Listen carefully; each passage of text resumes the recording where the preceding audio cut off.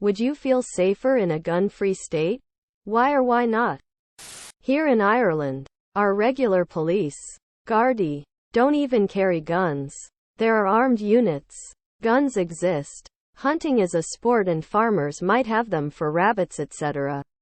I feel extremely safe. I don't ever even think about gun violence here. I live in Japan, basically gun-free. Even with a gun murder yesterday I feel greatly safe from gun violence. Now the elder drivers swerving into lanes randomly not so safe. I live in Iceland. I'm more likely to win the lottery than run into someone with a gun. I feel very safe, but not because there is no guns. Mainly because I'm in Iceland. I live in Taiwan. It has exceedingly strict gun laws. It's also one of the safest countries in the world in terms of risk of violent crime. I feel very safe even walking alone at night through dark alleys in the city. I am from Brazil. Technically speaking, it's a gun-free country. It's very hard to get a gun here. Of course, I am only considering it legally. Even with a gun or permission, you really can't leave your house with it. It's completely illegal unless a judge or court allows you. Yet literally every 15-year-old thug in the street has a Magnum or something. I feel terrible, unsafe, and to be honest hate the violence from here. Everyone I know was robbed at least once in their lives and I would feel a lot safer having a gun at my house. Since the state is completely unable to remove the guns from the criminals or at least arrest some of them and not release 1 month after. Northern Ireland here. Despite my region's reputation, I have never seen a gun here outside of a policeman's holster, a museum or a dedicated clay pigeon range. Luckily, gun safety isn't a concern for me. Florida just passed a law that child molesters could be sentenced to death. Do you agree or disagree, and why? I would have to see the language of the bill to come to a conclusion on this. The term child molester makes you think grown adult perving on a grade school age child. Unfortunately, the law isn't so black and white. How many teenage couples are 2 years apart and a year away from being executed by the state? Language is everything. Let's start lining up the politicians and the clergy, see how long the law lasts. A lot of child molesters are related to the victims or friends of the family. I don't think it's really fair to put that on a kid. You reported your creepy uncle for molesting you, so now we're going to kill him. Your uncle is going to die because you didn't keep your mouth shut. If a kid does let that prevent them from turning him in, then the law is worse than useless. It's actually helping the bad guy. And if a kid doesn't let that prevent them from turning him in, and the uncle gets executed, that's probably not going to be really great for the kid's emotional well-being. I'm going to say the unpopular and unpleasant reality. Sentencing child molesters to death will result in less people coming forward. It's bad enough when the abuser tells you, if you tell anyone, daddy will get in trouble. Now try. If you tell anyone, they will kill daddy. Disagree. If you make the punishment for molestation the same as for murder, then the perp is more likely to murder the child after the act and not leave a witness. Do I think a child molester deserves to die? Yes. Do I think there is a court or legal system on this planet even remotely qualified to pass that judgment? No. Some crimes definitely warrant death. There isn't a single person or system in existence qualified to make the call of which cases warrant it. 28 years ago, O.J. was acquitted. Where were you? The craziest response I witnessed to the verdict, which is not depicted in this video, was Robert Kardashian's. He participated in the trial as one of his defense lawyers. When the judgment is announced, his face falls to the ground.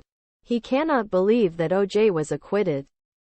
Wait, O.J. was acquitted on October 3, 1995.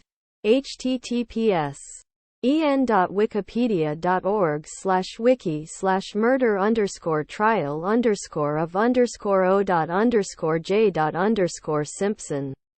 According to Wikipedia, being pissed off because OJ shit kept forcing the critic to be rescheduled. High school chemistry class. We listened to it on a radio tuned to the local news station. I was at work. People went out to their cars to listen to the verdict on the radio. I was testing video conferencing equipment at the time, and people came to my lab area thinking the monitors were TVs to try to watch the news. I was on my way to the IRS for a meeting. When I got there, no one was there in the offices I had a meeting. I walked around, saying, "Hello, anyone here?" I found someone who told me everyone was upstairs watching the trial. The verdict was in. I waited a long time and went home. It dawned on me later I could have gone in and changed the amount I owed. Dummy.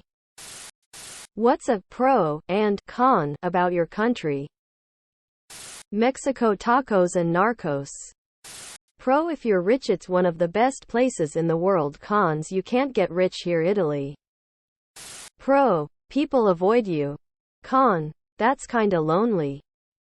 Cons: one of the poorest countries in the world, ruled by a malicious military dictator who kills everyone who opposes him. Unending civil war. Edit. World's longest actually. Economy in the shitter. Basically everything is much worse than almost every other country on earth. Pros: we don't tend to live that long. Egypt. Pros: it has an airport. Cons: I don't have money to get on a plane in that airport to get the hell out. Pro: not much gun violence. Con: everything else wants to kill you anyway. What advice would you give to young couples who are starting to live together? Patience and communication will solve 90% of your problems. The other 10% will be solved by a recurring scheduled date night. If something your partner does bugs you, then talk about it. Don't let it build. You're a team now. You're no longer making decisions solely on your own. You'll decide things together and do things with the intent of benefiting you both. So establish a system you can both respect and enjoy, and use your best communication skills. You're going to start finding out things that she does that annoy the fuck out of you. Remember, she's finding out things about you too. Don't worry about how other couples do things. There's no rules for any of this. If you want to always do the dishes, that's fine. If he likes to clean, fine. You don't have to split everything 50-50 just because you've heard that. It's more important to do what works for you too. Talk about your finances before you move in together and discuss your budget. What does your credit score look like? How will you split expenses? If you have debt, what kind is it and how much? What are your overall financial goals for the future? I really wish my ex and I had discussed this more at length before moving in together. He hid a lot from me that didn't come out until much later, when I started getting strapped with the bill. What's one thing from the 1990s that will never be popular again? Payphones. Really hoping parachute pants come back. Free AOL Frisbees in the mail. Being in front of the TV with friends, family at a certain time to watch a certain show, and if you missed it, you missed it. Dial-up internet, *BYA bing bing. Here's $20. I'll pick you up at 8 o'clock when the mall closes. Don't talk to strangers. Yo, MTV Raps. What kind of doctors do other doctors look down upon? Doctors who become someone in conflict with the oath of caring for others. Examples are becoming a social media grifter or joining an insurance company to become the medical expert that denies coverage for medically necessary care. Doc Antle. The 10th dentist. Doctors who steal other doctors' lunches out of the break room. Dr. Oz. Pediatric dentists look down on general dentists who have absolutely no idea how to treat children with kindness or empathy. So many kids are traumatized by old dentists who don't bother to keep up on, how to be gentle with a 3-year-old who is terrified. Subscribe, my brothers.